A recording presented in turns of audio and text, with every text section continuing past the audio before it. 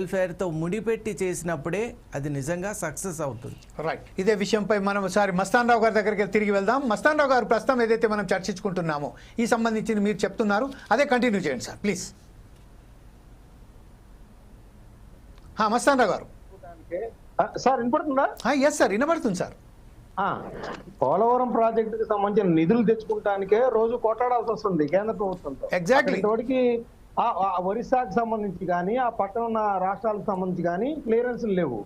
పునరావాస ప్యాకేజీలు ఇంతవరకు ఇవ్వట్లేదు. అక్కడ ఆ డయాఫ్రమ్ వాల్ ఒకటి ఇదైపోయింది. ఆ తర్వాత దానికి సంబంధించిన నిర్మాణంలోనే అనేక లోపాలు తెలుస్తాయి. ఆ పోలవరం ప్రాజెక్టు ఎప్పుడు పూర్తవుతుందో తెలియని పరిస్థితి. అంటే హామీ ఇచ్చిన చట్ట ప్రకారం రావాల్సిన వాటా కింద పోలవరం నిర్మించాల్సిన కేంద్ర ప్రభుత్వమే ఆ విధంగా చేతులెత్తేస్తా ఉంటే నిధుల విషయంలో నిర్మాణంలో అనేక లోపాలు తెలుస్తా ఉంటే ఇప్పుడు పీపీఏ ఏం చెప్పింది, పోలవరం ప్రాజెక్ట్ అథారిటీ కానీ అదేవిధంగా గోదావరి బోర్డు కానీ ఏం చెప్పారు, అసలు పోలవరం ప్రాజెక్ట్ పూర్తయిన తర్వాతే బనకచెర్ల గురించి ఒక ఆలోచన వచ్చింది.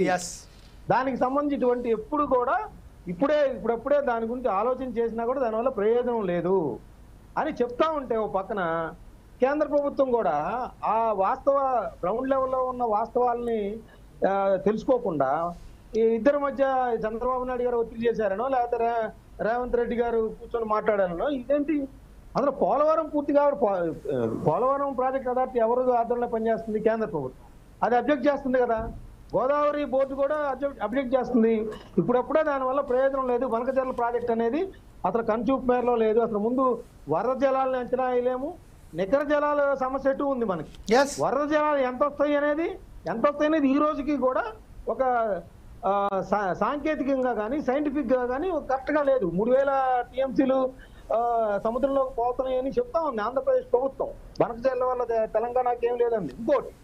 నేను ఇంకోటి ప్రస్తావించేదండి, లక్ష్మీనారాయణ గారు కూడా ఇక్కడే ఉన్నారు. అసలు తెలంగాణ ఏర్పడిన తర్వాత ఇరిగేషన్ ప్రాజెక్టుకి సంబంధించి వాళ్ళకి కేటాయించిన నదీ జలాలను ఎందుకు వాడుకోలేకపోతుంది అక్కడ ప్రభుత్వాలు? ఎందుకు చేయలేకపోతున్నాయి? ఎందుకు నిర్లక్ష్యంగా ఉన్నాయి? కొన్ని వందల కోట్ల రూపాయలు కేటాయిస్తే పూర్తయ్యే ప్రాజెక్టులు ఎందుకు వాళ్ళు నిర్లక్ష్యం చేస్తున్నారు? వాటిని ఎందుకు పూర్తి చేయలేకపోతున్నారు?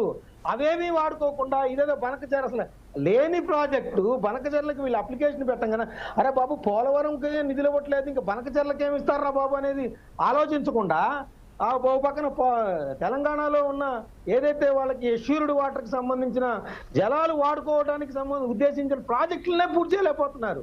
ఈ పోట్లాట ఎందుకండి తెలుగు రాష్ట్రాల్లో? ఇద్దరు కూర్చొని నిజానికి బనకచెర్ల పక్కన పెట్టిన మిగతా ఎష్యూర్డ్ వాటర్కి సంబంధించి ప్రాజెక్టులు పూర్తి చేయడం మీద కానీ కేంద్ర ప్రభుత్వం నుంచి కొట్లాడి ఇరు రాష్ట్రాలు నిధులు తెచ్చుకోవడంలో కానీ శ్రద్ధ చూపిస్తే ఇరు రాష్ట్రాల రైతులు కూడా బాగుపడతారు తప్పితే ఇదేదో లేని ప్రాజెక్టు కోసం ఒకరికొకళ్ళు వాళ్ళది వీళ్ళు దోచుకుంటున్నారు, వీళ్ళది వాళ్ళు దోచుకుంటున్నారని అనవసరమైన వృధా ప్రయాస చేస్తున్నారనేది నేను అంటాను. Right sir. ఇదే విషయంపై డి లక్ష్మీనారాయణ గారు మనతోటి ఉన్నారు. లక్ష్మీనారాయణ గారు, ఇంజనీర్స్ ఫోరం సంబంధించి